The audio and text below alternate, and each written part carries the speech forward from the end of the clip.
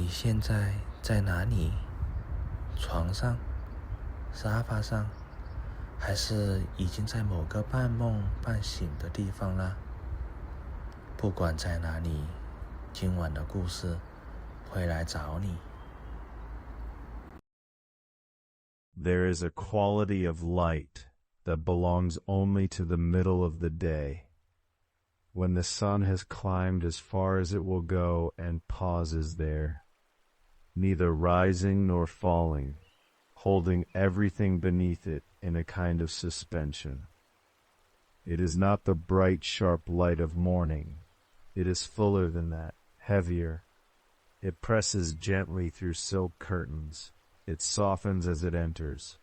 By the time it reaches the interior of a room, any room, but this room in particular, it has become something closer to warmth and light, something you feel rather than see. You are already in that warmth now. Your eyes are closed, or nearly so, and the world behind them has its own dim color. Not black, but a deep amber, a faded rose, the color that light makes when it passes through the thin skin of a closed eyelid and slows to almost nothing. That color is here with you, soft and still. The air is unhurried. There is no urgency in it. Whatever sounds the world outside carries, the distant murmur of a city, the turning of wheels, the voices of people going somewhere, they have grown very small. They are not gone. They are simply far away, at the very edge of your hearing, and they are getting farther. Your body is heavy in a way that feels like permission. Not the heaviness of exhaustion, not the weight of a long day still unfinished. This is different. It is the heaviness of something settling into its right place, the heaviness of a stone that has found the bottom of still water and rests there, neither sinking further nor rising, simply held. The weight is in your shoulders, in the backs of your hands, in the long muscles of your legs, which have carried you here and are glad to rest. Let them rest. 15 years is a long time to govern a world. The Yellow Emperor Huangdi has been on his throne for 15 years. In those 15 years he has not simply ruled. He has shaped. He has invented. He has summoned into being an entire way of living, roads and writings, ceremonies and boundaries, the names of things, the order of things, the very language with which a civilization speaks to itself about what it is. 15 years, and now it is the middle of the day, and the sun is at its highest, and the palace is very quiet, and the emperor lies down. This is where you are, not in the palace, not behind those walls, but at the same threshold he is approaching, the same still point between one state of being and another, the hinge between waking and the place that waits beyond it. The silk beneath you, or the equivalent of it, whatever softness holds your body now, is smooth in the way that things are smooth when they have been worn to their final form. Nothing rough left, nothing that catches or pulls, just surface meeting surface, easy and complete. The smell of the room is cedar, or something like it, dry wood that has stood in a warm place for a long time. There is something else beneath that, the faint, cool mineral trace of stone, and under that, the most distant suggestion of rain from somewhere outside, not close enough to hear, only close enough to sense as a change in the quality of the air. Breathe it in slowly. You don't need to do anything with that breath. It arrives on its own. Your body knows how to do this without any instruction from you. Outside, through the walls, through the many layers of courtyard and garden and outer gate, the world continues. Wheels turn, grain is weighed, silk is unrolled across low wooden counters. Somewhere a child is calling out a name. Somewhere water is being carried in a clay vessel from one place to another, and the person carrying it is thinking of something else entirely. All of that is real, and all of it is very far away. Here the air barely moves, a silk curtain shifts. Not much, just the smallest displacement, as if the room itself took a breath and let it out again. The light through the curtain changes for a moment, brightens slightly, then settles back to its soft amber press. The Emperor's eyes are closed. He has been awake for many hours already, for most of a life in some sense. And behind his closed eyes there is that same dim color you are resting in now. The amber and rose of light coming through from the world outside, softened to the point where it no longer demands anything of him. Nothing is required of him in this moment. Nothing is required of you. Notice how your jaw has softened without you asking it to. Notice the way your shoulders have dropped, just slightly, toward the surface beneath you. The palace around the sleeping emperor is enormous. It spreads outward in all directions, courtyards within courtyards, pavilions connected by covered walkways, gardens where water moves slowly through carved channels of pale stone. It is full of people who are, at this moment, being very quiet. They move slowly if they move at all. Their voices are low. The palace breathes at midday like a sleeping animal. All that bulk, all that weight of wood and stone and ceremony drawn inward and still. The daylight continues its long pause above. The curtains hold it soft. There is a point, you may have already passed through it without noticing, where the boundary between being awake and being nearly asleep becomes very thin, where the thoughts that move through your mind begin to lose their edges, where the image of something, a room, a road, a face you know, will appear and then dissolve before you can name it, and you do not mind. That point is very close now. You are already at it, perhaps, already at the threshold. The Emperor is there too, has always been there in some sense, in this story that is older than anything either of you remembers. He is lying on silk in a warm room in the middle of a long day, and the weight of a kingdom has not disappeared. It cannot disappear. It is real. It has shape and mass, but it has receded. Moved back from him like water pulling away from shore. Still present, still audible almost, but no longer pressing. The room is just a room. The warmth is just warmth. The darkness behind his closed eyes opens, not dramatically, not with a sound or a shift or any clear moment of crossing. The way a landscape becomes visible in the very first light of morning.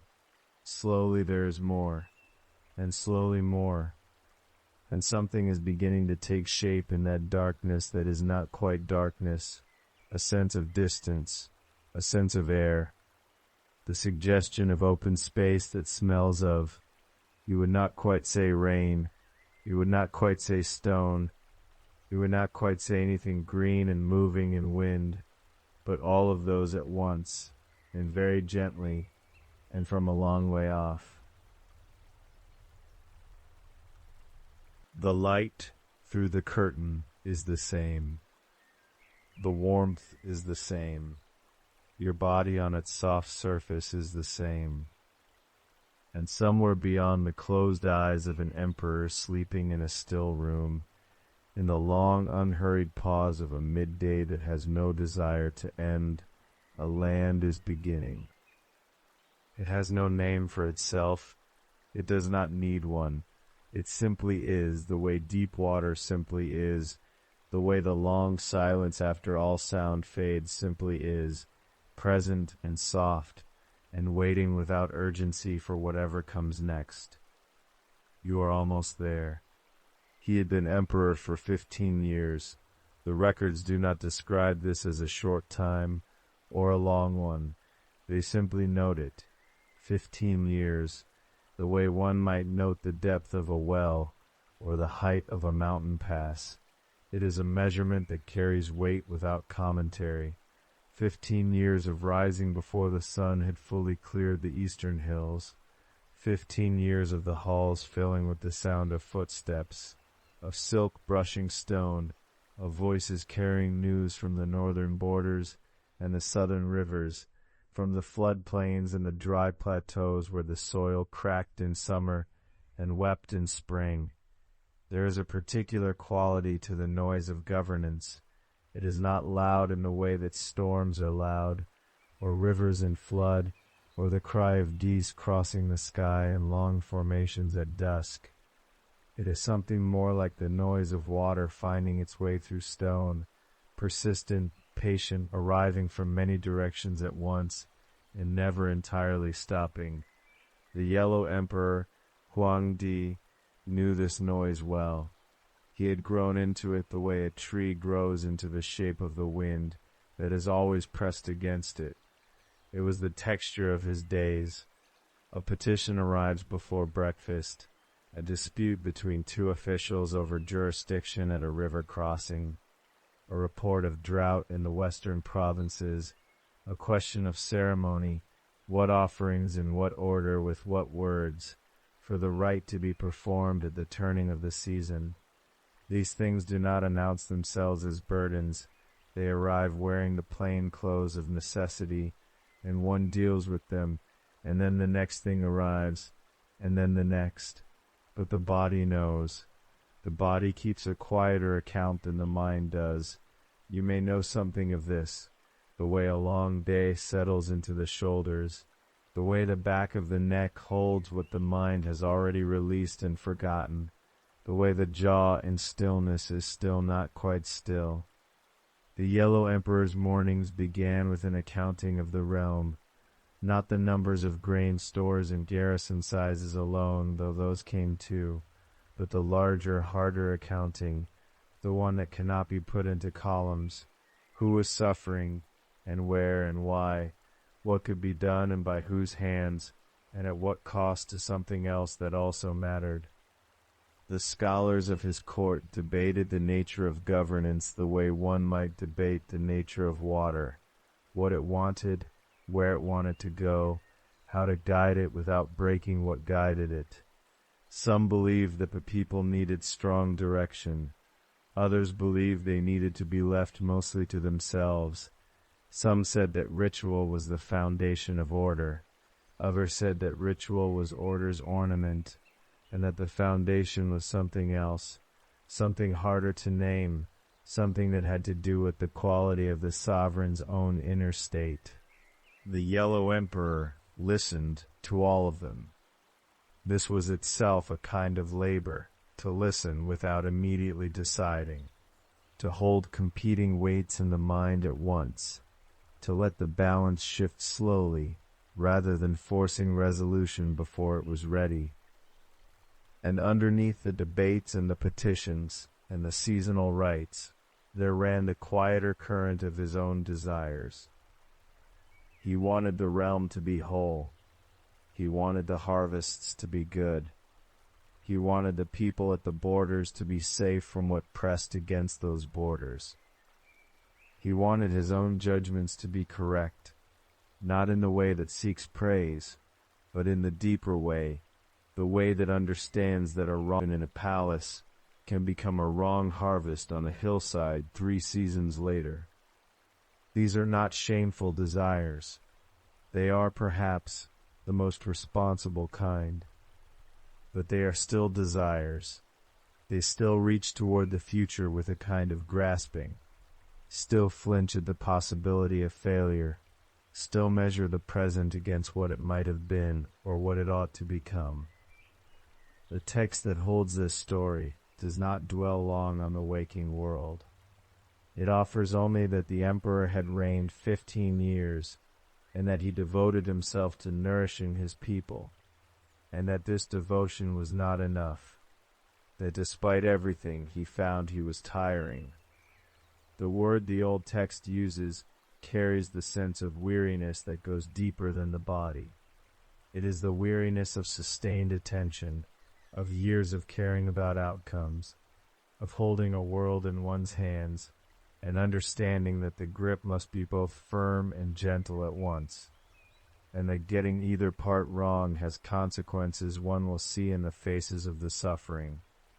There is something honest in that, something that does not reach for grandeur.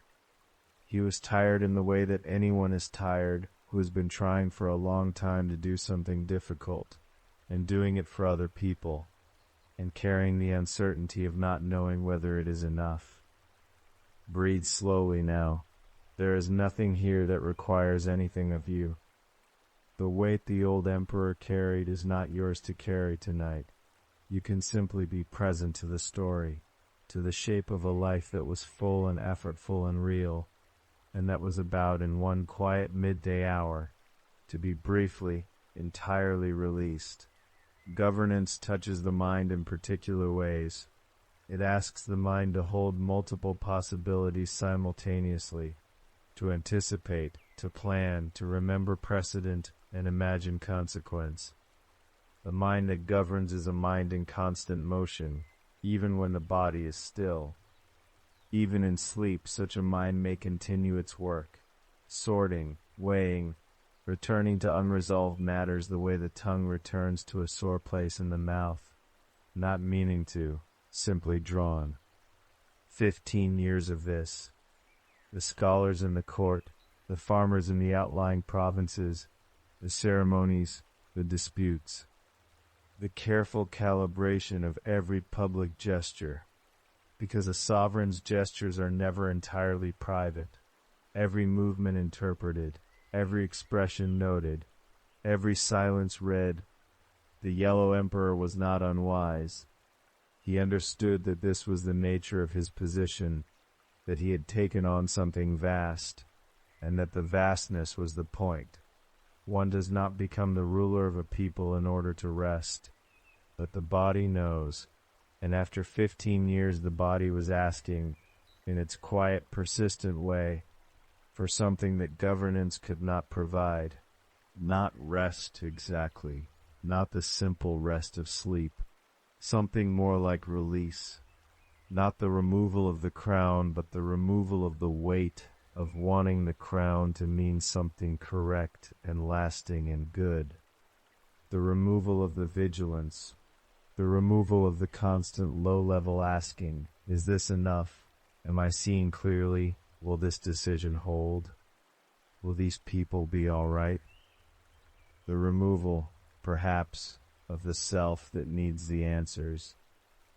This is the contrast the old story holds in its opening lines, though it does not speak it directly. The waking world of the Yellow Emperor is a world of accumulation, of responsibilities gathering, of desires layering themselves one upon another, of the mind reaching forward and backward and sideways in its effort to hold everything at once. And into that accumulated weight sleep arrives. Not heroically, not as a dramatic descent. Simply the body lying down, the curtain across the window filtering the midday light, the sounds of the palace softening, the mind releasing, for once, its grip. Slowly now, you can feel it. The particular heaviness of a body that has been carrying something and is setting it down. Not all at once, gradually, the way a hand releases something it has been holding tightly, not by forcing the fingers open, but by simply letting the tension go. The text records that the emperor fell into sleep. It does not record any ceremony around this. There was no ritual preparation, no incense, no precise hour chosen by an astrologer. He lay down in the middle of a long day and he slept, and in sleeping he dreamed. What came to him in that dream was not a reward for 15 years of effort. It was not a vision sent to validate his rule or confirm his wisdom. It was something stranger and quieter than either of those things. It was a place defined entirely by the absence of everything his waking life was made of. No rulers, no officials, no one waiting to be governed or giving orders to govern, no petitions, no disputes, no seasonal rights to calibrate, no grain stores to count, no borders to watch, no judgments to render, no desire pulling the future toward itself, no fear pressing against the edge of things. Simply a land, simply people moving through it without urgency, without agenda, without the inner noise that fills a life in which something is always wanted, something is always feared, something is always at stake. The Yellow Emperor, who had spent 15 years at the center of a world built entirely from those things, closed his eyes, and the world that came to him in his sleeping had none of them. The contrast is everything. To feel the full weight of Huaxu, the land he was moving toward, you first have to understand the weight of what he was leaving. Not the weight of suffering or failure, but the weight of caring deeply about outcomes. The weight of responsibility carried over many years by someone who took it seriously. That weight is familiar. You know its texture. The mind still turning things over even when the day has ended. The body warm and still, while somewhere in the chest or behind the eyes there is a low hum of unfinished business, of things watched and measured and worried quietly forward. It is all right to set it down, not to solve it first, not to resolve it, simply to set it down the way the emperor set down the crown he was not even wearing, simply by closing his eyes, simply by letting the midday take him somewhere the crown had no meaning, somewhere the entire architecture of wanting and fearing and governing had no ground to stand on.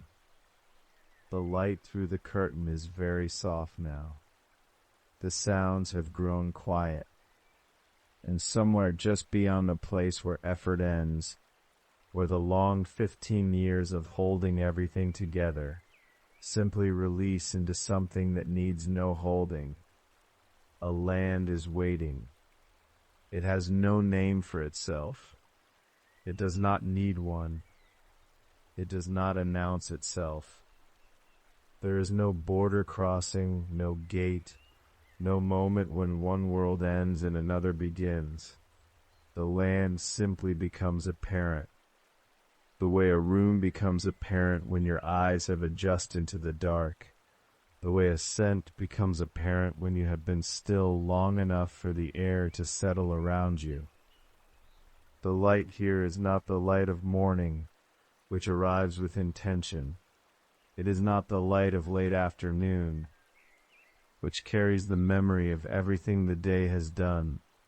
It is the light of no particular hour, soft, even, unhurried, falling from no visible source, the way light falls inside a pearl.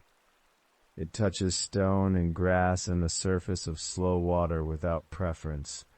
It does not come from one direction. It does not go anywhere. You notice it gradually. The land under this light is not described in the old records as grand or vast or magnificent. It is described as if the one writing it down had to search for words, and found each time that the available words were too large, too definite, too committed to saying something specific.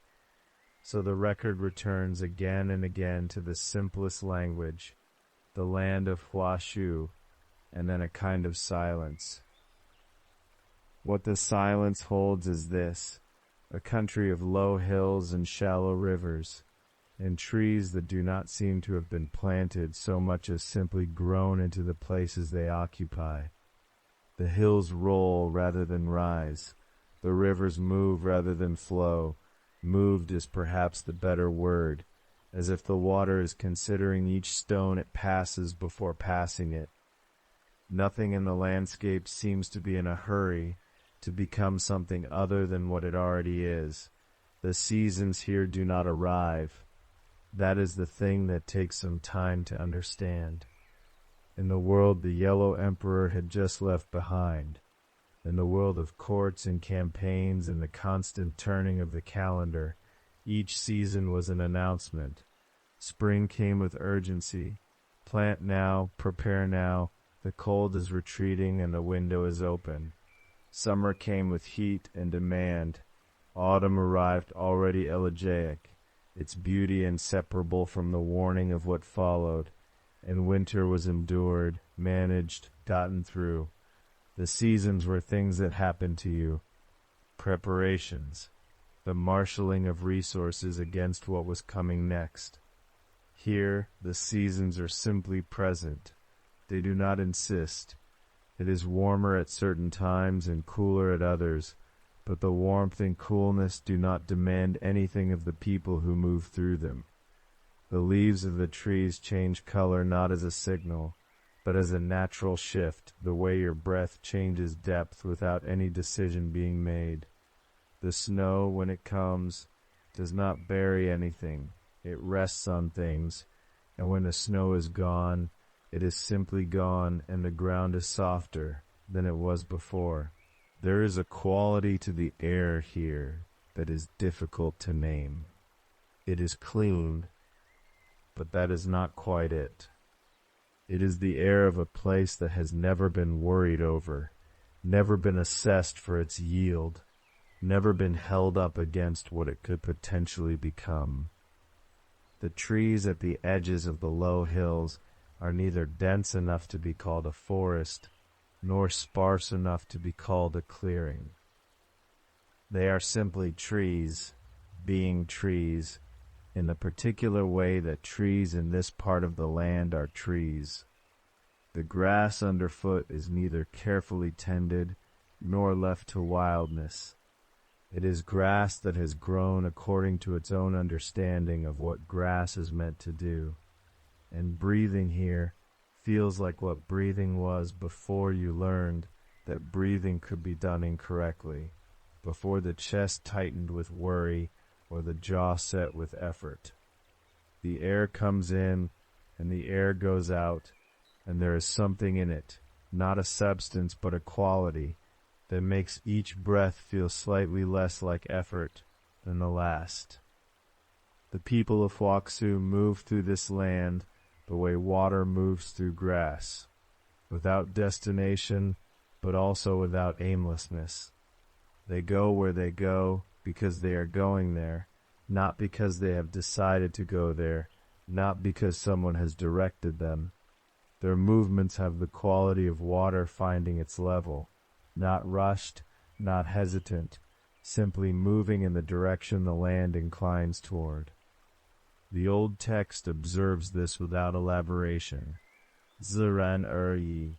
This phrase 自然而已, which is sometimes translated as naturally and nothing more, or simply as of themselves, or as self-so and that is all. The phrase keeps coming back in the text, because the text cannot seem to find anything more precise. The land is as it is of itself and nothing more. The people are as they are of themselves and nothing more. There is no explanation behind the fact, no force that has made things this way, no law that maintains them. They are simply this way. This is not the peace of a land that has overcome conflict. It is not the stillness that follows exhaustion, or the quiet that falls after an argument has spent itself. Those are stillnesses with a history, stillnesses that know what they are the aftermath of. The stillness of Huaxu has no history of noise behind it. It is stillness that has never been otherwise. It does not remember what it was like before it was still, because there was no before. There are no walls in Huaxu, not because walls were built and then taken down, not because someone decided that walls were oppressive and decreed them gone. Walls simply never became necessary. The architecture of protection and exclusion, and the marking of this is mine, this is not yours, that architecture requires a particular kind of fear to fuel it. A particular belief that the world is a place of scarcity and threat and competing claims. In the absence of that belief, the walls were simply never imagined. The villages, if they can be called that, are places where people happen to be together in the way that clouds happen to be together over a particular stretch of mountain.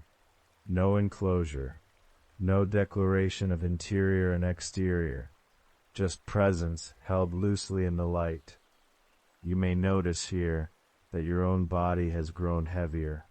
The weight is not unpleasant. It is the weight that comes when the muscles have been holding something without knowing they were holding it, bracing against something that has not yet been named, and then gradually, in the way that Huaxu works, in the way its light and air and unhurried seasons work, the holding begins to ease. The jaw, the space between the shoulders, the place just below the sternum where worry tends to gather and form a kind of stone.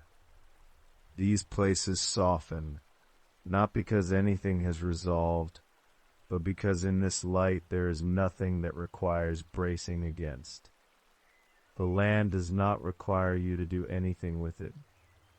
There are no paths in Huaxu that have been cut into the ground by intention, but there are ways, depressions in the grass, channels through the low brush, routes along the edges of the slow rivers that have been formed by movement over time, the way stone is shaped by water without anyone deciding the shape. The people of Huaxu move along these ways not because they are supposed to, but because the land has, over long time, formed itself in the shape of how they move, and they move in the shape of how the land has formed. The two have become the same thing. The record does not tell us what the people of Huaxu build. It does not tell us what they eat, or how they sleep, or what their shelters look like if they have shelters at all. This silence in the record is worth noticing. The text is not incomplete. The text is not withholding information. The text is simply describing a place that does not organize itself around those categories, around the questions of what is built, and what is eaten, and how shelter is arranged. To list those things would be to impose on Huaxu the very architecture it has never needed. So the record leaves them unspecified, the way you leave a breath unspecified. You don't decide the exact shape of it. You simply breathe. What the land has instead of architecture is presence. The presence of the low hills, rounded and unhurried. The presence of the trees that have grown into the shapes they have grown into. The presence of the rivers that are doing the only thing rivers have ever done, which is to find the lower ground, slowly. The presence of the light that falls from no particular direction, onto everything equally, not favoring the high places over the low, or the still places over the moving ones. And the Yellow Emperor, having crossed from the loud, bright room of his waking life into this place, does not immediately understand what is different. He looks for the thing that is wrong. He looks for the threat, the problem, the request that will need an answer. He looks for the competing interests and the unresolved negotiations and the things that need to be weighed against other things.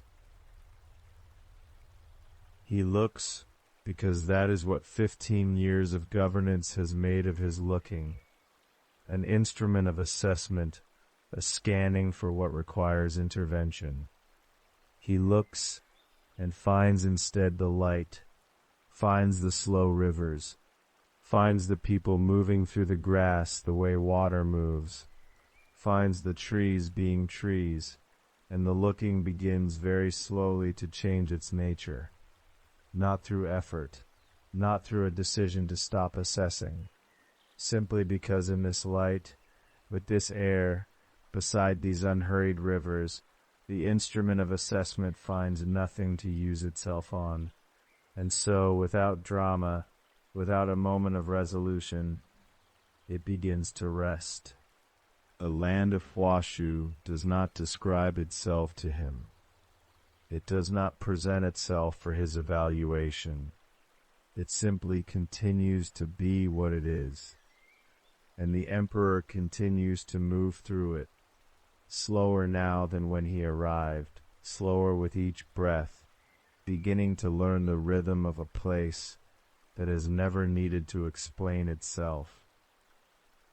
There are no rulers here, not in the sense that a ruler has been removed or overthrown or replaced by something better, not in the sense of a vacancy where authority once stood. The land of Huaxu has never organized itself around that kind of center. There is no empty throne. There is no space where a throne might go. The text records this simply, almost without emphasis. Wu Shuai Jiang, no chief, no long, no one who stands above. And then immediately the explanation. Ziran er yi, naturally, that is all. Naturally and nothing more. It is easy to pass over those three characters too quickly. Naturally, we hear the word and think we understand it. The way a stream flows downhill naturally, the way a tree grows toward light naturally, a physical process, unchoiced, unreasoned. But the word in this context carries something more particular, something that only becomes clear when you sit with it long enough for its full shape to emerge.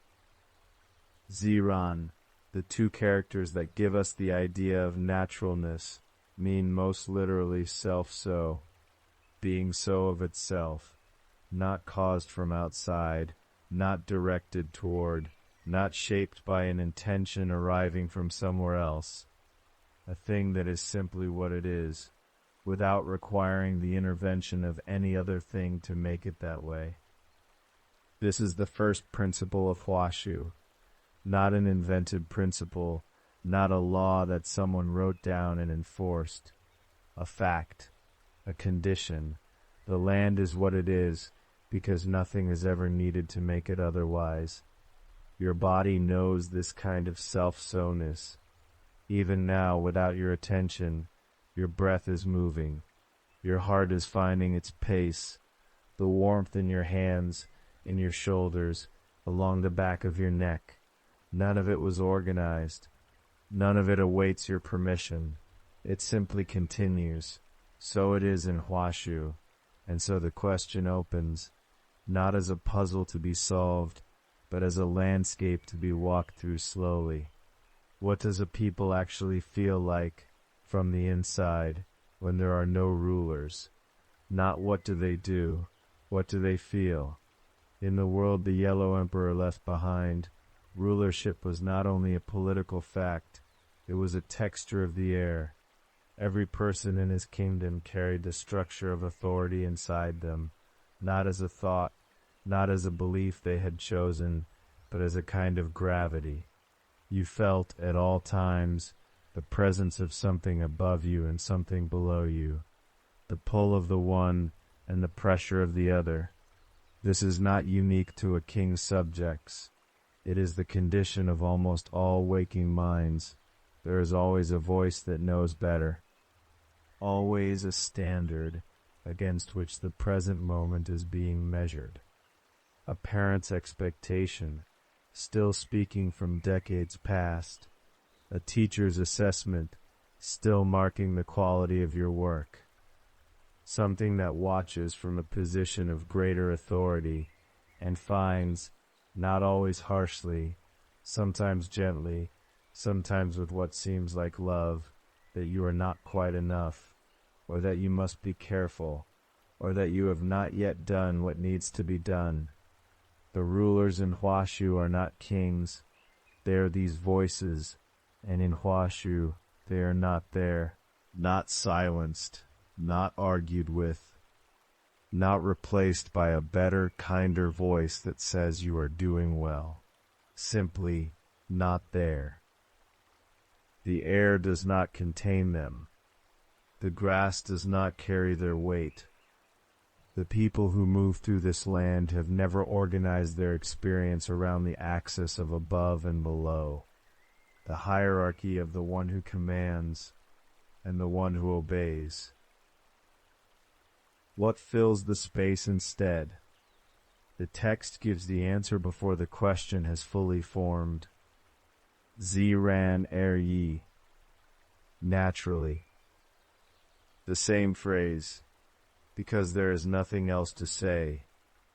When there are no rulers, what governs? The same thing that governs the stream, that governs the tree, that governs the slow opening of morning across a hillside.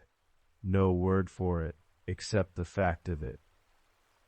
A person in Huaxu wakes if sleep and waking are distinct here, which they may not be, and moves into the day the way a river moves into its next moment of being a river. There is no consultation. There is no plan held in the mind against which the day will be measured. There is no sense of having to earn the right to exist within the hours that follow. Notice for a moment what it would feel like to move into your own day that way. Not the absence of thought, not blankness. The river is not blank, the tree is not thoughtless, but thought arising without the scaffolding of obligation.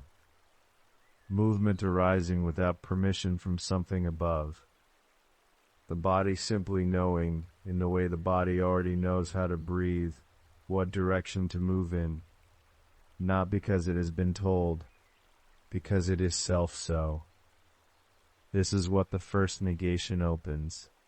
The people of Huaxu do not simply live without external rulers, without kings, without officials, without law. They live without the internalized structure that makes a people governable in the first place, the compliance that runs deeper than any law. The self-watching that never stops, even in sleep, even in the body's most private moments. In the Yellow Emperor's waking world, even the smallest choices carried the weight of evaluation. Which direction to walk, when to eat, whether what you had done today was sufficient. The architecture of rulers does not require a ruler present in the room. It builds itself into the very motion of a waking mind, and then it never stops. The emperor moves through Huaxu and finds people who do not carry this weight. He can see it, or rather he can see its absence, the way you can see the absence of wind in still water. They move as though nothing is watching, not carelessly, not recklessly, with the ease of things that have never needed to present themselves for approval. He stops near the edge of a field. The grain there, whatever it is, some long-ago crop with no name he recognizes, grows without cultivation. He is sure of this. The rows are not rows. The growth has not been organized into the useful pattern that cultivation produces. It simply grows, densely, because this is what it does here. Because the soil and the light and the water have found one another, and the grain is the result. He thinks of his own fields, the labor that goes into them, the planning, the officials who track the harvest numbers, the fear and lean years that runs through an entire civilization. Then he looks back at this field. Then he breathes. Something in his chest is a little less dense than it was a moment ago. There is a quality of attention that the people of Huaxu carry, and it takes time and their presence to name it, because it is different from any quality of attention he has seen before. It is not alertness. It is not watchfulness. It is not the focused gaze of someone engaged in a task, and yet they are fully present, fully here. There is no lag between where they are and where their attention is. They are not watching themselves from above. This is what he finally understands, moving through the soft light of the afternoon in a land that has never named its afternoons. In every mind he has ever known, including his own, most of all his own, there is a split, a part of the person who is living and a part of the person who is watching the living happen, measuring it, filing reports, adjusting the direction of the living based on the measurement.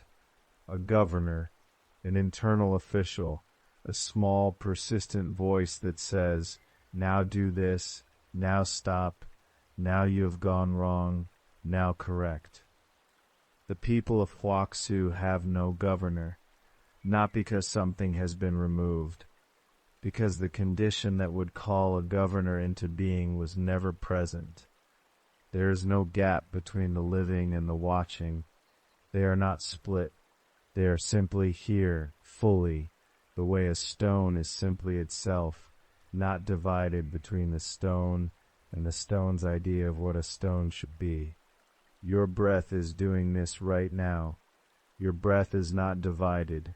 It does not watch itself and measure whether it is breathing correctly. It simply moves.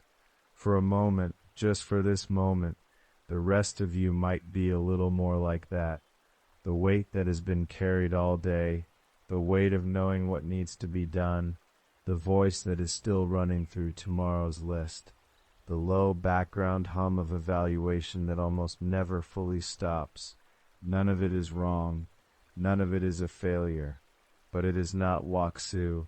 And right now, in this soft light, in this place that has never explained itself, there is room to let it be somewhere else. Not removed, not struggled with, simply allowed to be further away than usual. The grain grows in its unordered rows. The river moves without consulting anyone about which direction rivers should flow in. The trees in the middle distance are simply being trees. This is the phrase that keeps returning because it carries the whole of it. Being trees, not performing the function of trees, not fulfilling the role of trees, being. The emperor sits down in the grass, and this is remarkable because there is something in him that needed to be given permission to stop moving, and in Huaxu, the permission was simply already present in the air, and so the sitting happened the way everything happens here, naturally. That is all, naturally. He sits, the grass bends around him. The light is the same light it has been all afternoon, warm and unhurried, a light that does not announce itself. And for the first time in a very long time, perhaps the first time in 15 years of sitting above everyone and being responsible for everything, the part of him that watches the other parts of him grows quiet, not silent, not absent, quieter, like a voice in another room whose words you can no longer quite make out. This is what Huaxu does.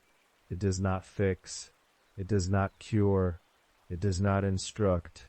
It simply offers an atmosphere in which the internal governor finds, as the instrument of assessment found before it, nothing to use itself on. And so, without drama, it begins to rest. The emperor rests in the grass. The land continues around him, being what it is. The land continues around him as it always has, as it always will, without requiring anything of him at all. And in this continuing, something else begins to release, something quieter than governance, something older than the wish to rule or be ruled. It lives closer to the center than authority does. It is the wanting itself, the reaching, the low, persistent hum of not yet and not enough that runs beneath every waking hour like water running beneath stone, heard only when everything above it goes still. In Huaxu, it goes still. The text says it plainly, the way old texts say the truest things, without elaboration, without argument. The people of Huaxu have what the text calls wuxiyu, no clinging desires, and the word for what they have instead is the same word used for the land's governance, used now a second time like a hand pressing gently on still water, ziran. naturally, by themselves, on their own, without effort, without engineering. They are content the way the river is content in its bed, not because someone placed contentment there, but because the shape of the place and the shape of the water simply correspond. This is not the contentment of a person who has received what they wanted. It is something quieter than that. It is the contentment of a person who has forgotten, gradually and without noticing, that there was anything to want. Notice, if you like, the weight of the blanket across your chest, the way your hands have settled into stillness. You have been breathing this whole time, quietly, without directing it. The body already knows how to be here. It has been here doing this, without your help, for as long as you have been alive. The Huaxu people live that way through all of it, not only in the body's quiet mechanics, but in the full life of every day. They do not reach toward tomorrow. Tomorrow in Huaxu is not a country to be traveled to, or a problem to be prepared for. It is simply what the morning will be when the morning comes. The same light through the same trees, the same coolness before the sun rises above the ridgeline, the same unhurried opening of the world. The text turns here to something that many readers find strange, even unsettling on first encounter. It says that the people of Huaxu do not know what it means to love life, Buji Le Sheng, not knowing the pleasure of living, not grasping at it, not treating it as a treasure to be hoarded or a flame to be protected from wind, and equally not knowing what it means to dread death, Buji Sc, not knowing the hatred of dying, not flinching. This is not numbness. It is describing people for whom the boundary between living and not living does not carry the charge that it carries for those of us on the other side of the dream. The Yellow Emperor, 15 years into his reign, knows that charge very well. He has made decisions that sent men toward death and kept others from it. He has built roads that made some cities thrive and left others to slowly empty. He has felt the weight of his own life as something that must be managed, preserved, extended through good governance, through wise choices, through the accumulated effort of a mind that never fully rests. He loves his life the way a person loves something they are afraid to lose, which is a kind of fear wearing the mask of love. In Huaxu, the mask is not necessary. Life is not something to be protected here. It is simply what is happening. The way the afternoon is what is happening, not because it was chosen over morning, not because it will be mourned when evening comes, but because the light is here now, golden and unhurried, and there is nowhere else for it to be. Sit for a moment with that. The light is here now. The warmth across your hands and shoulders is here now. Your breath is here now. This one. Arriving, then releasing, then arriving again, without your having to decide anything about it. That is all Huaxu is, in this particular way. It is the full presence of now, held without the anxious backdrop of what will come after. Because in the world the Emperor came from, in the world that most of us know, death waits at the edge of everything, not always visible, not always close, but present in the way that the far wall of a room is present, even when you are not looking at it. And that presence, however distant, has a way of flavoring everything that stands before it. The sweetness of a meal taken with people you love carries in it always, however faintly, the knowledge that this will end. The warmth of the fire in winter is beautiful partly because you know it will go cold. The living of a life happens, for most of us, against this constant low backdrop of its own eventual closing. The text says the Huaxu people do not carry this backdrop, not because they are immortal. The text makes no such claim.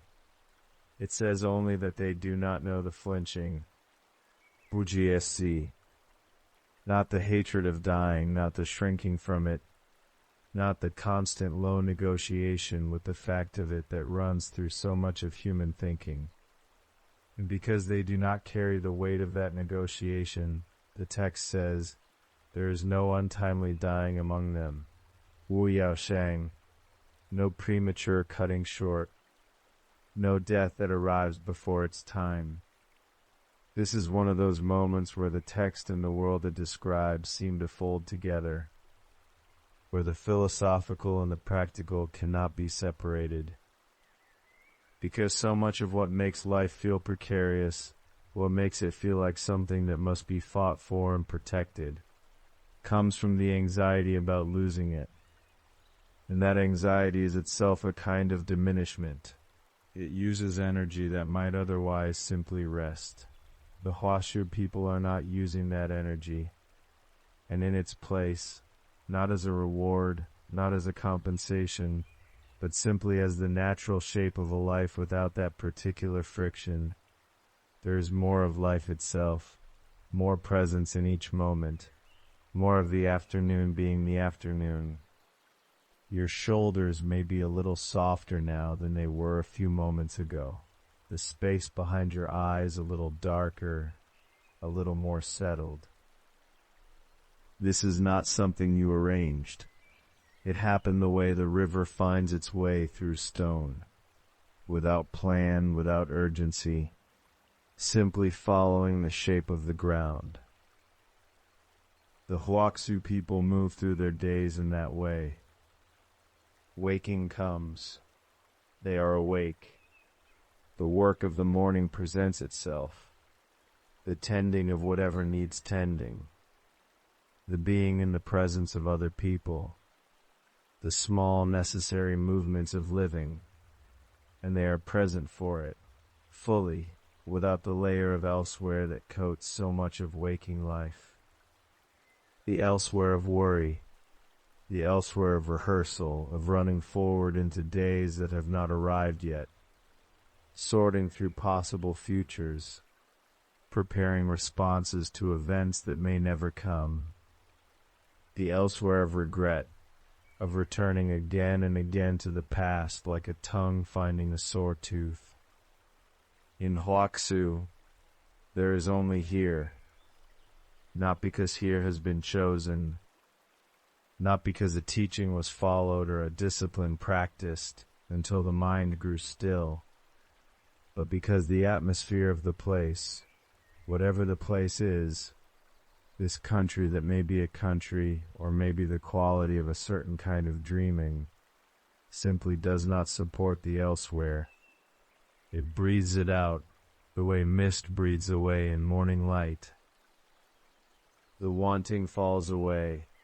The fearing falls away, not with effort, not with drama, the way sleep itself eventually falls across a mind that has been given the right conditions, not seized, not arranged, but allowed.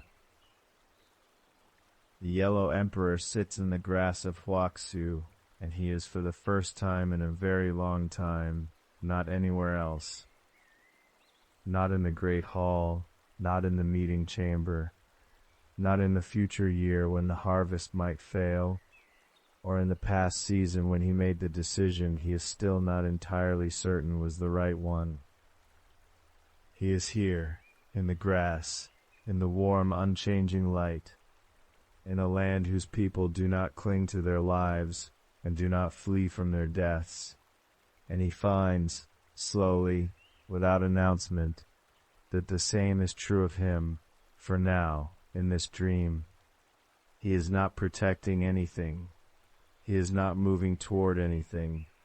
He is simply the weight of himself, settled, the way a stone settles on a riverbed, not because it decided to settle, but because settling is what stones do when the water is calm enough. You are settling now in that same way. The warmth is still there. The darkness behind your eyelids is the same darkness it has been, patient and soft, not waiting for anything. Your breathing has been doing its work this whole time, slowly without needing to be told. The body knows how to be here. It has always known. The wanting and the fearing when they arise are visitors. They come through and they can leave, and the ground beneath them does not change. It never was. The Emperor will wake, eventually. The text knows this. The dream will end, the way all dreams end, not with collapse or with grief, but with the simple return of the ordinary world, the silk of the cushion beneath his cheek, the sound of the palace resuming around him, the slow awareness that he has been somewhere, and has now, gently, come back. But for now, the dream holds. The grass is soft. The light does not announce itself. The people of Huaxu move at their own unhurried pace through the long afternoon, not grasping, not fleeing, inhabiting the day the way the day inhabits itself, fully without remainder. And something at the center of the Emperor, something that has been held tight for a very long time, perhaps as long as he can remember, loosens one more degree. There are two more things the text says about Huaxu. They arrive almost as afterthoughts, almost as the quietest notes at the end of a long piece of music. And yet they are the ones that stay. The first is this: the people of Huaxu do not know how to favor themselves. Not ji qing ji, bu ji qing ji, no self-preference. The words are small, and their meaning is vast. To not know how to favor oneself is not the same as being selfless in the ordinary sense. That familiar performance of setting aside what you want so that someone else may have it. That is still the self, still operating, still calculating, still aware of itself as a thing that is making a sacrifice. The Huaxu people are not performing anything. They are not making any sacrifice. They simply do not carry the architecture of self-preference inside them, the way the rest of us carry it, quietly, constantly, without ever being asked to pick it up. You carry it too. You have been carrying it all your life. It is the voice that marks a boundary around everything you are, everything you consider yours, everything you consider you. It is the voice that says, "This is mine, and that is yours." This body, this life, this history of days, this particular thread of consciousness moving through the world, this is the one I protect. This is the one whose comfort matters most. This is the one I am. It is not a cruel voice. It is not a selfish voice in any blameworthy sense. It is simply an old habit, old as breath, old as the first moment anything alive distinguished itself from the water it swam in. And in Huaxu, it is gone, not suppressed, not overcome by an act of will or a discipline of years, simply absent, the way the wind is absent in a still room. Not conquered, just not here. Your breath is slow now. Your body is heavy in a way that feels like permission. Whatever tension remains in your face, in the soft place below your eyes, in the hinge of your jaw, it does not need to be released on purpose. It releases the way the light in the room releases into evening. Gradually, without a decision, what would it feel like to set down the boundary for one night? Not to dissolve it permanently, not to give anything away, just to rest from the labor of maintaining it, the constant low-level work of monitoring the edge between what is you and what is not. The Emperor walks through Huaxu, and the land does not ask him to be anyone. There is no ceremony, no one bows, no one recognizes him as sovereign. And this is not a humiliation. The text is careful to make this clear. It is a relief so deep it has no name in the language he brought with him. He is not less here. He is more. But more in the way that a fist is more when it opens. More room, more air, more light getting in. 不知亲己, no self-preference, means that the people of Huaxu do not draw a circle around themselves and call it sacred. They are in the world the way a stone is in a river, shaped by it, part of it, neither fighting the current nor separate from it. The stone does not prefer itself to the water. The water does not prefer itself to the stone. They are simply there together, and the river moves.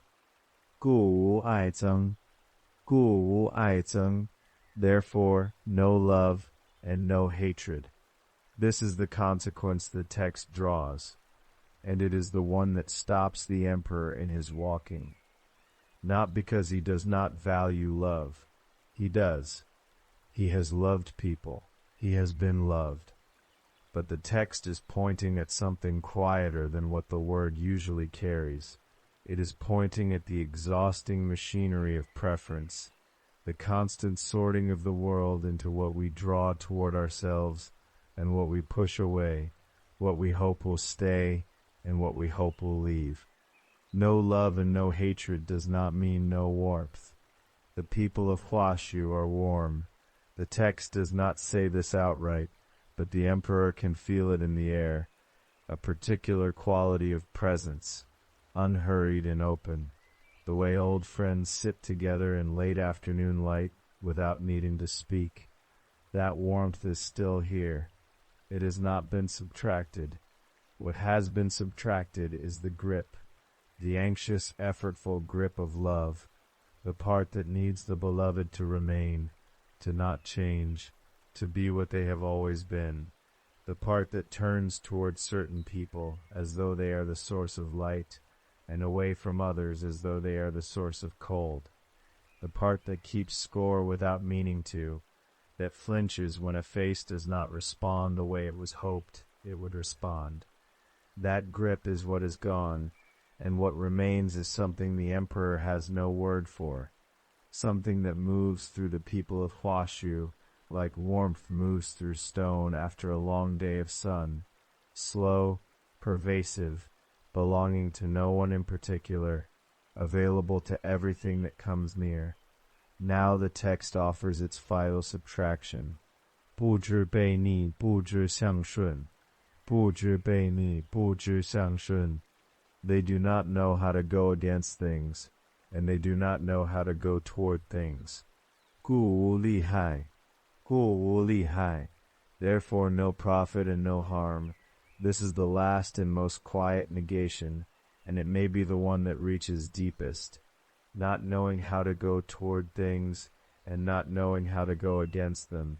This is the dissolution of the seeking mind, the mind that is always oriented, always leaning, always measuring the distance between where it is and where it would rather be, always calculating what a situation might yield, always deciding whether this moment is the kind of moment to move toward or the kind to move away from. It is not a bad mind. It is a useful mind. It has kept you alive more times than you can count. It is very tired. It has been working since before you opened your eyes this morning. It worked through every conversation, every small decision, every moment of uncertainty. It is still working now, even here in the dark, even with your eyes closed, even as the world outside this room has grown quiet. And in Huaxu, it simply stops. Not because it is defeated, not because someone took it away, but because the conditions that made it necessary are gone, the way a lamp stops being necessary when the sun rises. The mechanism remains, somewhere, but it has nothing to do. 故无利害, no profit and no harm. When the seeking mind goes quiet, The landscape it was always moving through is revealed. The emperor stands still. He has been walking through Huaxu for what feels like a long afternoon, and now he stands still, and he notices something he missed while he was moving. The land is not remarkable. There are no monuments here, no gardens designed to produce awe, no architecture of the sublime. There is grass, there is light coming from somewhere soft, there is the sound of water, unhurried, moving over stone.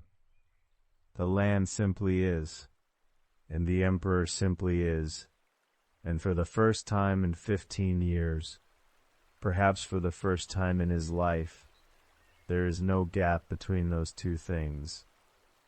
He is not standing in the landscape as a figure stands in a painting, separate and framed. He is not observing it from within the armored shell of his own continuity, watching it go by like a minister's report. He is here. The grass is here.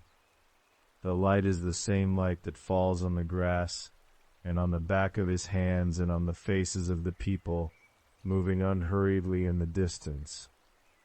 No profit and no harm means there is nothing to gain from this moment and nothing to lose. It means this moment is not a resource. It is not a problem. It is not a step toward anything. It is not a step away from anything.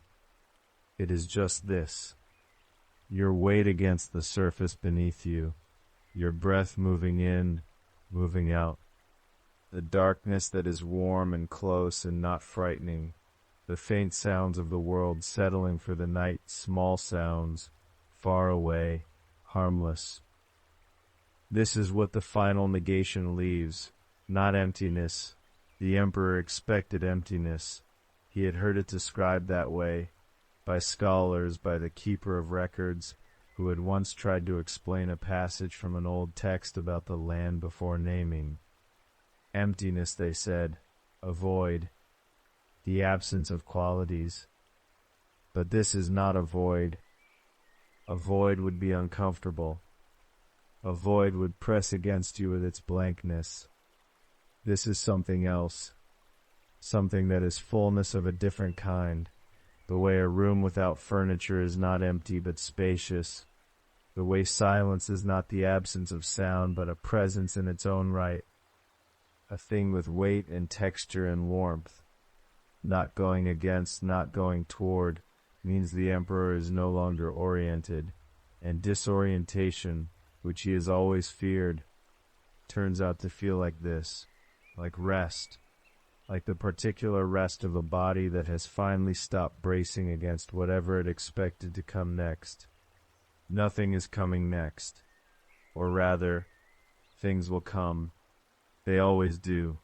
The morning will come, the palace will come, the silk cushion and the sound of the court resuming, and the long list of what must be decided. All of that will come, but it is not here yet, and the emperor, for now, has stopped leaning toward it or away from it. In the soft light, in the land with no rulers and no desire and no fear and no self-preference and no gain. Gu wu ai zeng, gu wu li hai. Therefore no love and no hatred. Therefore no profit and no harm. The architecture is complete. Each negation was a wall removed.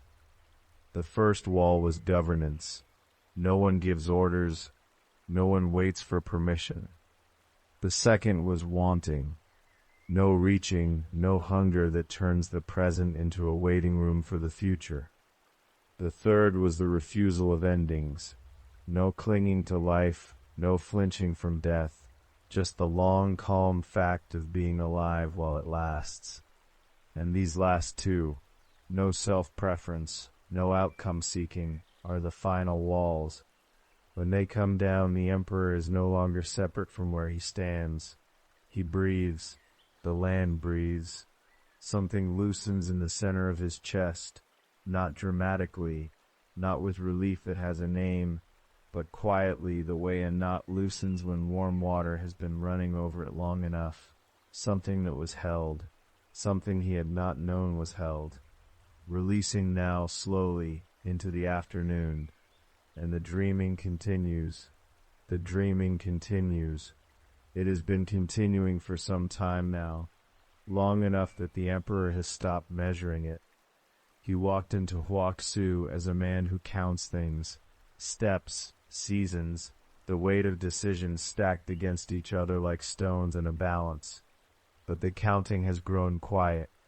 The numbers have no purchase here, on ground this soft and air this still. He is walking still, or something like walking, the movement of attention through a place that holds it gently. The grass beneath him is the same grass it has always been, low, unhurried, the pale color of things that have never been asked to be otherwise. The sky above is the color of the hour just before everything decides what it will be, neither morning nor noon, neither filled nor empty. He has stopped asking which. Your own breath is here, slow and even. The weight of your body against what holds it, that is still here too. Something warm and quiet just at the edges of your awareness. The emperor moves through the open land of Huaxu, and the land does not change to accommodate him.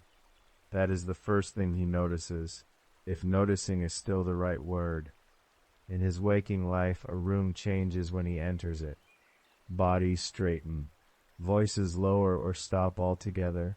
The air itself seems to pause, waiting to be told what to do. He has lived so long inside that particular stillness, the stillness of held breath, of deferred will, that he had not recognized it as a form of wait. Here nothing pauses. The wind moves through the grass the same way it was moving before he arrived. The small birds at the edge of the field continue their unhurried business. A stream nearby continues its long, patient description of itself to no one in particular. There are no rulers here. No one gives an order. No one receives one. Not because order has been refused, but because the need for it has simply not arisen. The field does not need to be told to be a field. The stream does not require permission to run. He stands in the middle of all this unmanaged abundance, and something in the oldest part of him, something below thought, below language, begins to understand. The grass is long and cool where it touches the side of his foot. He notices it only because he is slowed enough to notice. There is no desire here, not the dramatic kind. Not ambition or hunger or the burning wish for a particular thing, but also not the quiet kind, the kind that lives so deep in the body it is mistaken for the self. The wish to be seen, to be right, to be safe, to be enough. All of that is far away now, not gone exactly, but distant the way a sound is distant when you have moved enough rooms away from it that you can no longer be sure what it was. The people of Huaxu do not reach. They do not lean into the next moment, pulling it toward them. They live in the one they are in, the way a stone lives in a riverbed. Simply there, fully there, without effort. He watches a woman carry water from the stream to her home. She is not hurrying. She is not thinking. Or if she is thinking, her thoughts are as untroubled as the surface of the water in the vessel she carries. She does not look at him.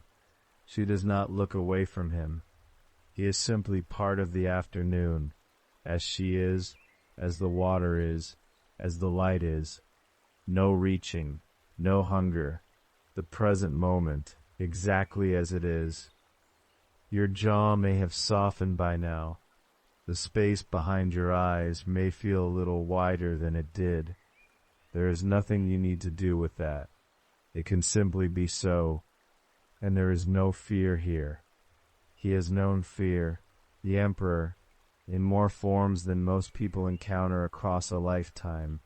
The fear of wrong decision, of misread counsel, of the cruelty that power can breed, in those who hold it too long, the fear of his own capacity for harm, the fear of the moment when a dynasty tips, when the weight of history shifts without warning, and the ground beneath the throne becomes very suddenly something else. But the people of Huaxu do not cling to living, and they do not pull away from dying, not because they are indifferent to it, not because life has grown thin or tasteless for them, but because they have never divided the thing. Living and ending are the same river. They have been drinking from it all along, without needing to call it by a name. The emperor stands in the field and feels the particular quality of air that has no fear in it. It is not the absence of something exactly. It is more like what is left when a door that has been closed for a very long time is slowly, without drama, allowed to open. He breathes in, he breathes out, no clinging, no flinching, just the long calm fact of being here. No rulers, no desire, no fear. He is walking again, or something like walking. The land continues around him. Soft hills at the edge of the world, trees that have grown at their own pace for their own reasons, a sky that holds everything without preference. And here is the fourth thing, the one that comes quietly after the others. There is no self-preference here. The people of Huaxu do not place themselves at the center of what matters. They do not arrange the world according to the question of what is good for me. It is not that they are selfless in the way a story requires, dramatic in their giving, notable in their sacrifice. It is simpler and stranger than that. The boundary between self and other has simply loosened. The way the boundary between a river and its banks loosens in the long rain of autumn, when the water rises slow and sure, and the line between one thing and another becomes a question without a clear answer. He is not the emperor here. He is not a man who governs, who decides, who bears the particular weight of his particular name. He is a presence moving through a world that neither needs him nor resists him. And the last thing, the fifth thing, settles now like the last leaf of a day that has been letting go for hours. No gain, no harm, no outcome that matters more than any other. The people of Huaxu do not move through the world with an invisible scale in their hands, measuring every moment against what it will yield. They do not look at a field and see its value. They do not look at a person and calculate. They walk and eat and rest and speak without the low, constant question, what do I gain from this? What do I lose from this? That runs like a second voice beneath every waking thought. The emperor has not heard that second voice go silent in him before. He is hearing it now, or rather he is hearing its absence, which is not silence exactly. It is something fuller than silence, something that was always underneath the noise, waiting with great patience to be the only thing remaining. No rulers, no desire, no fear, no preference, no gain. He is still here. The land is still here. He is still here and the land is still here, and the difference between those two facts has grown very small. Small enough that he has stopped counting it. The grass is warm where the afternoon light has been resting on it.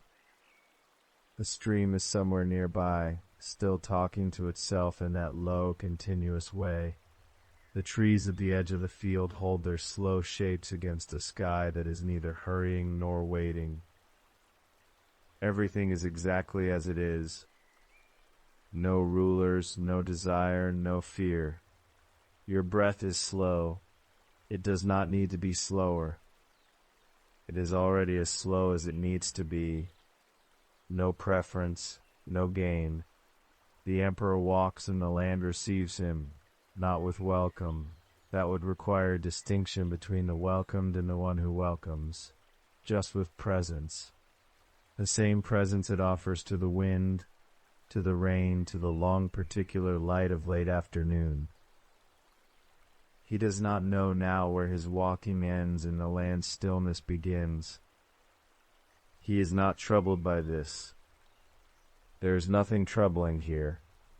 Only the 5 absences, which are not absences at all. They are the shape of something whole. No rulers, no desire, no fear, no preference, no gain. He breathes, and the grass moves in the same slow rhythm, though there is no wind just now. He is not certain he caused it.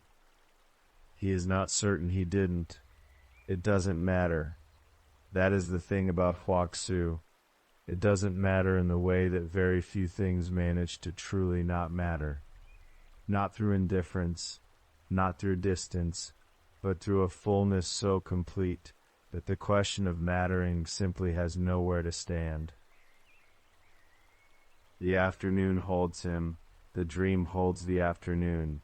He has forgotten, somewhere back along the field, which part of this is him, and which part of this is where he is.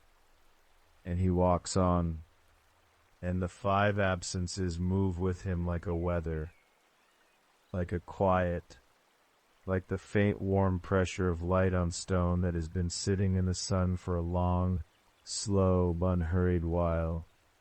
This is the part that is easy to overlook, the part that waits on the other side of all that removing.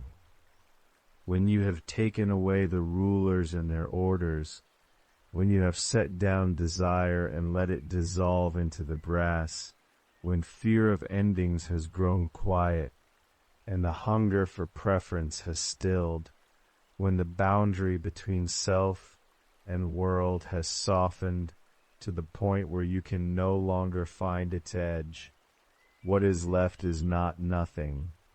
What is left is this, a quality, a presence, something that was always there, beneath the weight of everything that was subtracted, something that had no name in Huaxu, because in Huaxu there was no need to name it. It simply was the air, the light, the unhurried turning of the grass in a wind that may or may not have been there. The yellow emperor walks, or the land continues, and what he notices is not the absence of things. What he notices is what the absence has uncovered. It is like a stone at the bottom of a slow river, washed clean by years of quiet water. The stone was always there. You could not have seen it through the silt and the current and the noise of passing things. But now the water is clear, and the stone is simply present, solid, smooth, resting exactly where it has always rested. He stops walking. He does not decide to stop. His body simply comes to stillness, the way a leaf comes to stillness when the last of a river's current releases it. He stands in the field. The light is warm on his face. Your own body knows this quality. It is possible you have felt it before, in the last few seconds before sleep takes you, when the thoughts have finally quieted and the day has gone somewhere else, and there is just this, the heaviness of your limbs against whatever is beneath them, the faint rise of your chest, the warmth spreading through your shoulders and your back. In those seconds before the dream begins, there is a moment of pure presence, not emptiness, presence. You are fully here, and here is enough, and that is the whole of it.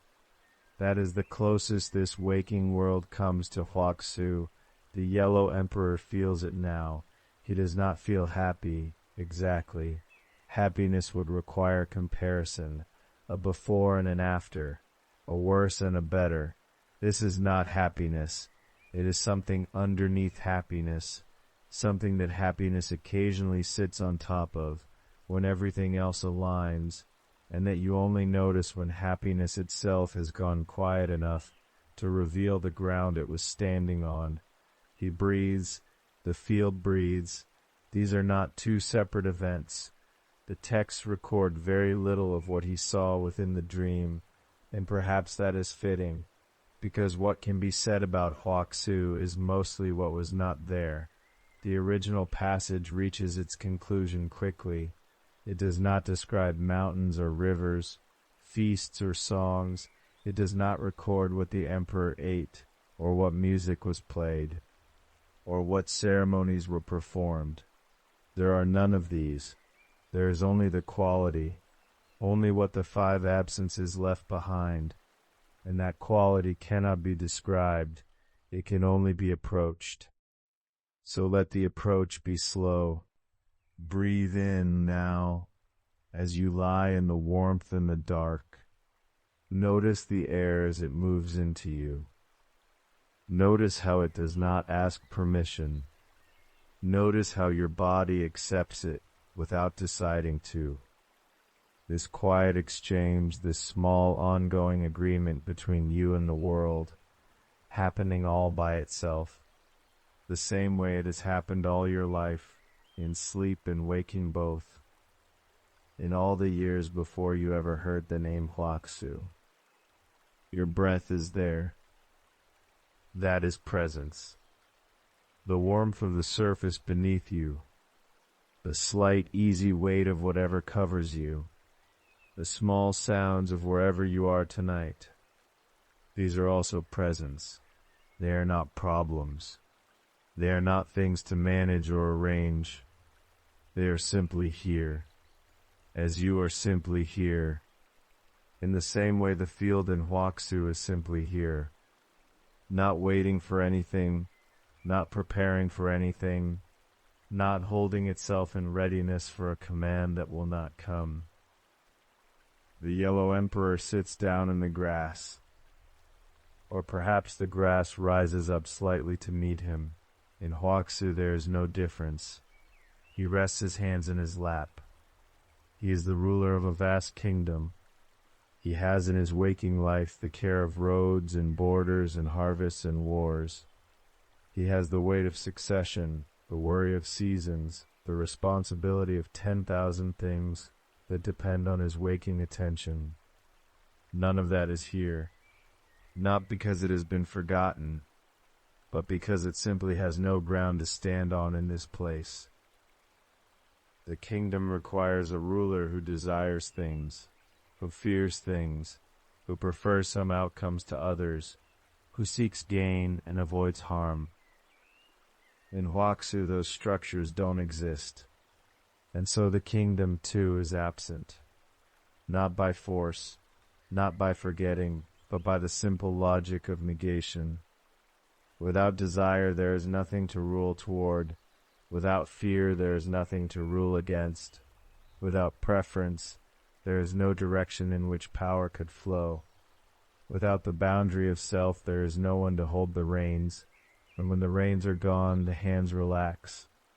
And when the hands relax, what remains is the warmth of a field, and the light, and the slow breathing of a man who has temporarily set down the whole architecture of what he thought he was. This is the paradox the old texts are always circling. Fullness achieved by subtraction, presence revealed by removal. The room is not empty when you take away the furniture. It is more fully room than it was before. The sky is not diminished when the clouds pass. The river does not lose itself when the silt settles.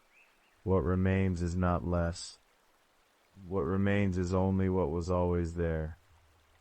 The emperor closes his eyes, though he is already dreaming, already behind a layer of sleep. So what it means to close your eyes inside a dream is something the text does not explain and perhaps did not need to. He closes something, an inner attention, a last small effort, and that too is released, a last small holding, some part of you still slightly assembled, still slightly alert, still tracking the words, still deciding whether you are asleep yet or simply resting. That part is allowed to soften. It does not need to complete its work tonight. It has done enough, and the rest can wait. And the waiting itself will take care of everything that needs taking care of. Let the last small holding go. The field in Huaxu does not require you to hold anything. The light does not need your attention to continue being light. The grass grows because that is what grass does, slowly without effort, in the direction of warmth, which is all any living thing has ever really needed to know. Somewhere nearby, or somewhere within the dream, one of the Huaxu people is resting in the grass, breathing the same air, feeling the same light. They do not know the name of what they feel. They do not need to. They were never told that presence was an achievement, that stillness was something to earn, that peace required the completion of some prior task. They simply rest, and the land is simply there, and the emperor is simply in it. His chest rises, his chest falls. The grass around him is warm, the sky above him is very still. He is not trying to hold the dream, he is not trying to make it last. That too has been removed from him. The grasping at experience, the wish to preserve the good moment. And what the removal leaves is the moment itself, pure and unheld, moving at its own pace, going nowhere in particular. This is what the dream gave him. This is what he woke carrying in the old stories. Not knowledge, not power, not a message from the gods. He woke carrying a quality, a residue of presence, that he spent the next years trying to restore to his kingdom. Not through laws, but through a kind of releasing, ruling less, demanding less, trusting the unhurried movement of things to find their own level, the way water finds its level, the way breath finds its depth, when you stop telling it what to do. The breath finds its own depth. Yours is finding it now, slower than before perhaps, deeper than before perhaps, not because you arranged it that way, because you stopped arranging. That is the echo of Huaxu. It is not a place you travel to. It is what is left when the traveling stops. It is the stone at the bottom of the river. It is the warmth in the grass. It is the air moving into you and out of you in the dark of this room, in the soft weight of this moment, and the quiet that has been here all along, waiting patiently beneath the noise of the day. The emperor rests. You rest. The field holds both of you. There is no distance between here and Huaxu now, only the last thin membrane of wakefulness, growing thinner, lighter, almost transparent, letting the light through from the other side. The membrane thins, it does not break, it simply becomes less necessary, and the land on the other side has no name for the crossing. It only has what it has always had, the grass, the light, a slow turning of a day that does not insist on ending. The emperor is there. He has been there for a long time now. He does not remember arriving. He does not remember that there was a palace, a throne, a morning of difficult decisions, and the weight of a kingdom pressing down on every breath. Those things have not been erased. They have simply grown very far away, like the sound of a bell heard across a wide valley, still present perhaps, but no longer requiring anything from him. He rests in the field holds him. You are breathing, slowly. The first thing that was removed, the very first subtraction, was the ruler. Not a person, not a figure in silk and ceremony, but the part of the world that says what must happen next, the part that commands and instructs and expects. In Huaxu, that part was not present. It never had been. Things moved as they moved. The grass bending in the wind because the wind was there. The river finding its way to lower ground because lower ground was simply where rivers go. No one said so. No one needed to. The world organized itself by being itself, and that was enough. And it had always been enough. No ruler, nothing giving orders to the morning, nothing telling the light when to arrive. The grass grows because it grows. No ruler. And you feel it somewhere beneath the breath, beneath the quiet, beneath the soft weight of where you lie, the release of that. The part of the mind that holds the list, the schedule, the arrangement of tomorrow. It is still there, perhaps, but it has gone very quiet. It is no longer speaking. It has set down whatever it was carrying, and it is resting too, somewhere in a soft corner of the dark, and it does not need to be anywhere else right now. No ruler, only what naturally is. The second thing that was removed was desire, the wanting, the reaching, the small persistent voice that says, not yet enough, not yet right, not yet what it should be. In Huaxu that voice was not present, not because it had been silenced. Silencing requires effort, requires the very kind of forcing that Huaxu had long since let go of. It was simply not there, the way a stone does not contain wind. The people moved through their days with no pulling toward and no pushing away. They received what came, they released what passed, and in that receiving and releasing something very simple remained, a warmth, a presence, a quality of being fully in the moment without any need for the moment to be other than it was. No desire, nothing pulling toward what is not here, nothing pushing away what is. The warmth in your chest right now, that is enough. The breath moving slowly in and out, that is enough.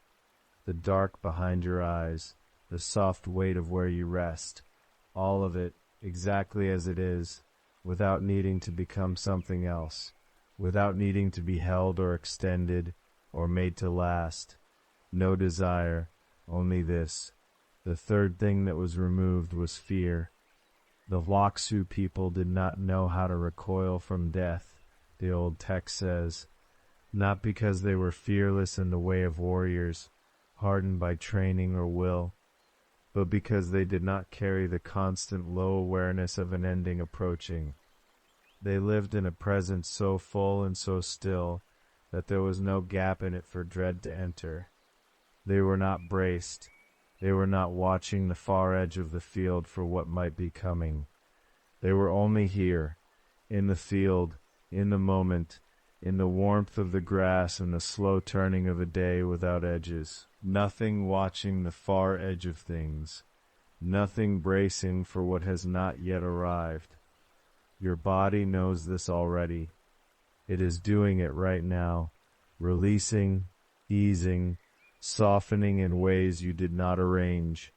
The jaw, the shoulders, the hands resting open, the slow breath, the heaviness that is not burden but rest. Your body knows how to let the future stay where it is, in the distance, in the fading. It is practicing that right now.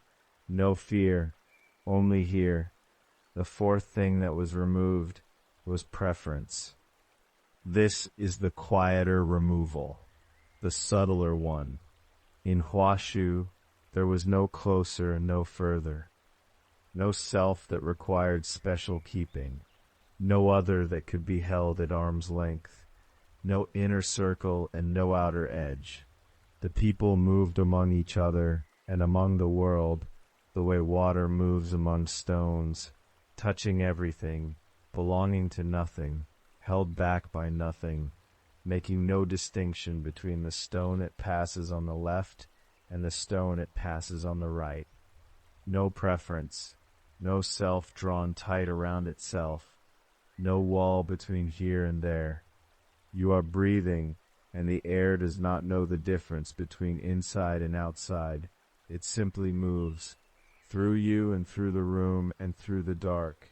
And there is no real boundary there, only the rhythm, the slow tide of it, the breath moving in and the breath moving out, and you resting at the center of that movement, belonging to it the way the river belongs to the valley.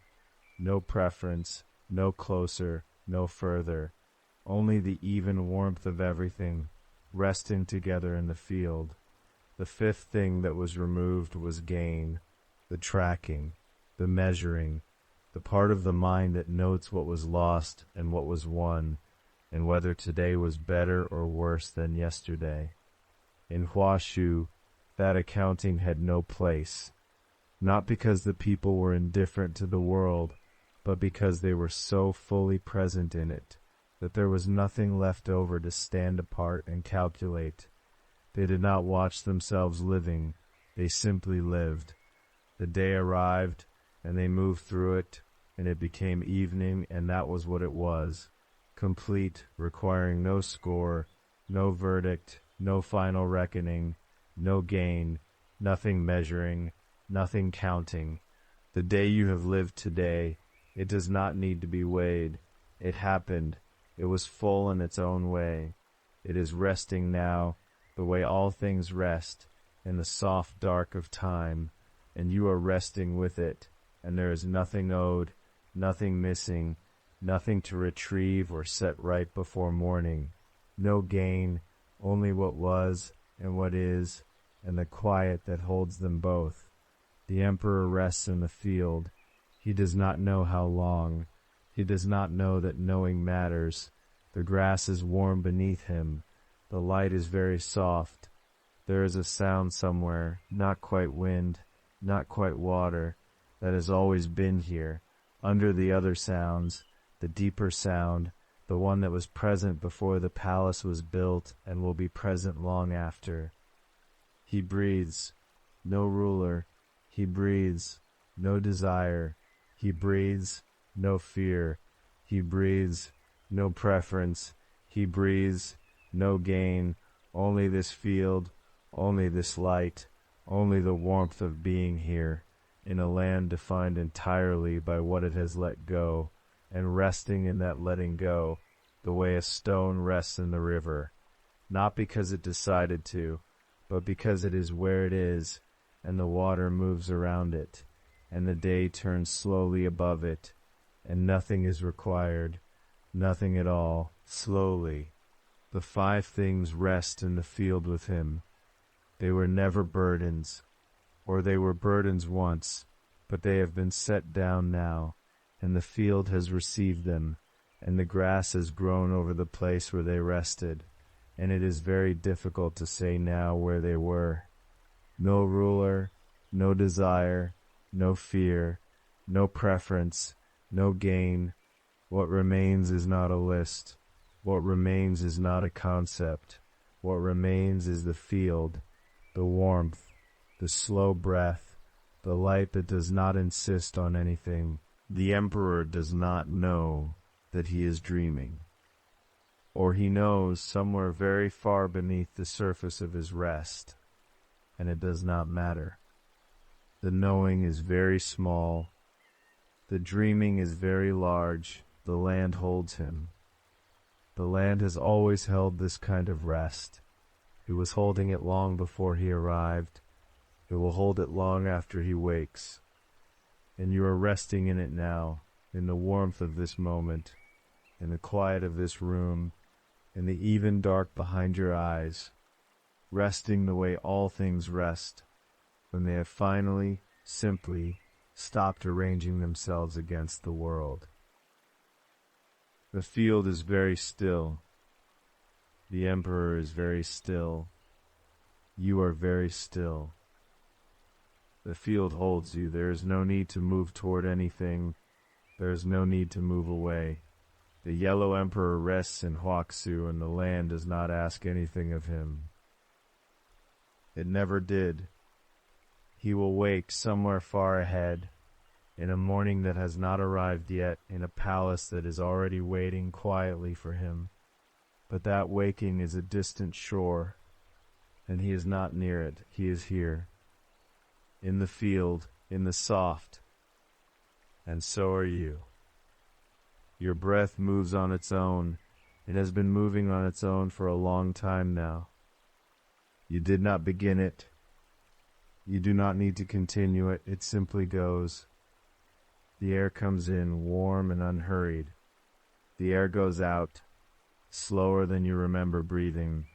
The weight of you is very settled.